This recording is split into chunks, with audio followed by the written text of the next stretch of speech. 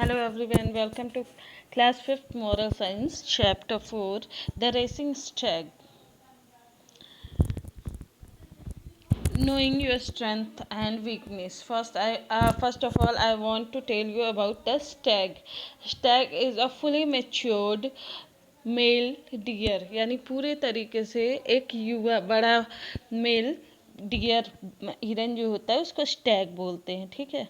In this chapter, you will learn about how a stag able to know his strength and weakness. किस तरीके से एक Stag जो होता है वो अपनी अच्छाइयों या बुराइयों को या अपने अंदर की शक्ति को, अपनी पॉजिटिव स्ट्रेंथ को पहचानता है और अपनी नेगेटिविटी यानी कि अपनी कमजोरियों को.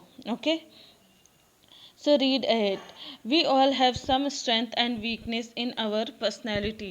हम सभी की पर्सनालिटी यानी व्यक्तित्व में कुछ हमारे स्ट्रेंथ होते हैं यानी कि कुछ हमारी अच्छाइयाँ होती हैं और कुछ हमारी वीकनेस यानी कि कमियाँ होती हैं. We should be able to identify our strength and make the best use of them. हमें अपने अंदर की अच्छाइयों को पहचानना चाहिए और उनका बहुत ही अच्छा यूज़ यानी कि इस्तेमाल करना चाहिए.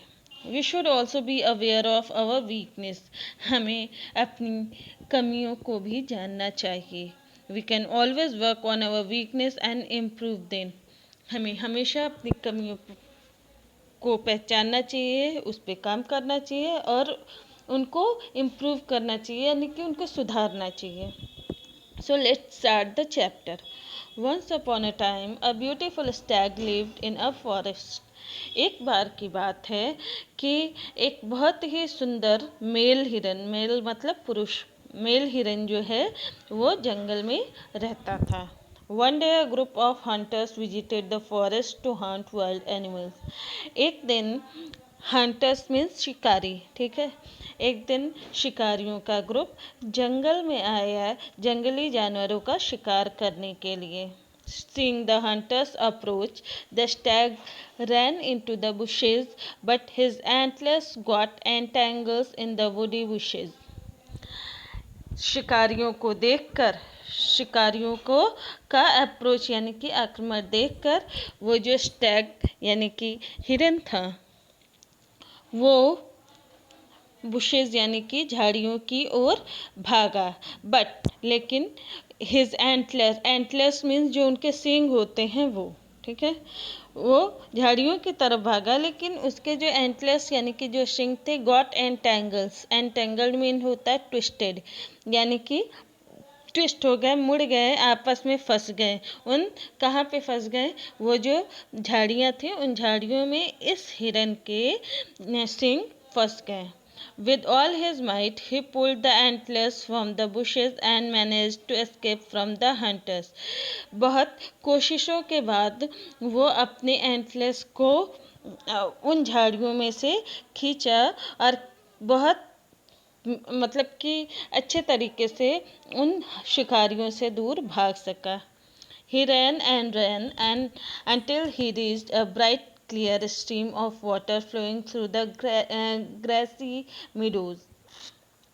वह भागता रहा और तब तक भागता रहा जब तक कि उसे घासों के बीच में एक साफ सुथरे पानी की स्ट्रीम यानी कि नहर बोल सकते हो बहते हुए दिखाई नहीं दिया. He stopped to drink water and saw his reflection in the water. वो वहाँ पर पानी पीने के लिए रुका और अपनी छाया या परछाई, रिफ्लेक्शन मीन्स परछाई, और अपनी परछाई को पानी में देखा. He admired his wide and pointed antlers. वो अपने चौड़े और पॉइंटेड यानी कि नुकीले सींग को देखकर बहुत ही खुश हुआ. Nature has given me fine weapons to defend myself, he thought. उसने सोचा कि प्रकृति ने मुझे अपने आप की सुरक्षा करने के लिए, अपने आप को बचाने के लिए बहुत ही अच्छा वेपन मतलब शस्त्र यानी कि औजार दिए हैं. Then he saw his legs. फिर उसने अपने पैर को देखा. What weak thin things they are, he said to himself. फिर उसने अपने आप से कहा कि कैसे पतले और कमज़ोर चीज़ें हैं ये। Why could they not be thick and strong, ये मोटे और मजबूत क्यों नहीं हुए। Just then he heard a deep growl and looking up he saw a lion about to pounce on him। और अचानक से ही उसने बहुत ही तेज की गुर्राहट, ग्राउल मीन्स गुर्राहट सुनी, और उसने देखा कि एक शेर उसके ऊपर, पाउंस मीन्स झपटना, जंप करना, ठीक है। तो एक शेर उसकी तरफ जंप मारा। At once he fled, racing and leaping over the long grass, और तुरंत ही वो स्टैग जो था बहुत ही तेज भागा, उस ग्रास से होते हुए बहुत ही तेजी से भागा। His leg that had looked so weak and feeble made him speed like the wind, and the lion could not keep pace with him। उसके वो पैर जो कि उसे बहुत ही वीक यानी कि कमज़ोर, एंड फीबल मीन्स भी होता है फिजिकली वीक यानी कि दिखने में कमज़ोर, उसके वो पैर जो उसे बहुत ही कमज़ोर दिखाई दे रहे थे, उस पैर की वजह से ही तुरंत वो इतनी स्पीड में भागा कि जैसे कि हवा की तरह वो स्पीड में भागा, और इस वजह से लायन जो शेर था उसको पेस नहीं कर सके यानी उसका पीछा नहीं कर सका। When he was in the safe area he halted for breath and cried।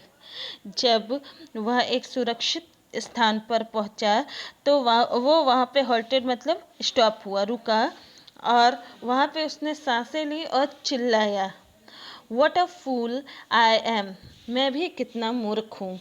My legs are my strongest weapon, but I kept cursing them। मेरे जो पैर हैं ये मेरे सबसे मजबूत वेपन यानी कि अस्त्र या औजार हैं, और मैं इन्हीं को कोस रहा था। We often think that the most appreciated or beautiful part of our appearance is our greatest strength, but the fact is that our positive quality and thoughts are our biggest strength। हम भी अक्सर ऐसा ही सोचते हैं कि हमारी body में या हमारी जो फिज़िक है उसमें जो भी चीज़ें बहुत सुंदर दिखाई देती हैं वही हमारी सबसे अच्छी खूबी है, लेकिन ऐसा नहीं होता। वास्तव में हमारे अंदर की जो अच्छी क्वालिटी और हमारे जो अच्छे विचार होते हैं वही हमारे सबसे बड़ी खूबी होती है। You may not like some part of your appearance, but you can always make it your strength by seeing the good in those weaknesses। हो सकता है कि आप अपने अंदर के कुछ पार्ट को पसंद नहीं करते होंगे या वो आपको अच्छे नहीं दिखते होंगे, लेकिन आप उन्हीं कमजोरी वाले पार्ट को या उन्हीं कमजोरियों को आप अपनी खूबी बना सकते हैं। सच वीकनेस में बी इन योर अपीयरेंस और इनर क्वालिटीज़। आपके अंदर जो भी कमियां हैं उन कमियों को आप खूबियों में बदलो। Identify your strength and weakness, अपने अंदर की खूबी और कमजोरियों को पहचानो। Cultivate your strength and work upon your weakness, अपनी जो भी खूबी है उसको कल्टिवेट करो यानी कि उसको और ज़्यादा बढ़ाओ, और जो भी खामियां हैं या जो भी कमियां हैं उन कमियों पर काम करो यानी कि उनको सुधारो। Reflection of the story: to succeed in life it is important that we identify our strengths and weaknesses। हमें अपनी ज़िंदगी में सफल होने के लिए ये बहुत ही ज़रूरी है कि हम अपनी कमियों और खूबियों को पहचानें। In this way we can focus on our strength and use them to perform better। और इस तरह से हम अपनी अच्छाइयों पे या अपनी खूबियों पर फोकस कर सकते हैं और उन अच्छाइयों को कुछ अच्छा काम करने में या अच्छा प्रदर्शन करने में इस्तेमाल कर सकते हैं। On the other hand, we can work on our weaknesses and improve them to turn them into strengths over a period of time। और दूसरी तरफ हमें अपनी कमियों को सुधारना चाहिए, ताकि हम समय बीतने के साथ उन कमियों को अपनी खूबियों में, अपनी अच्छाइयों में बदल सकें। Okay, now chapter 4 the end. Thank you.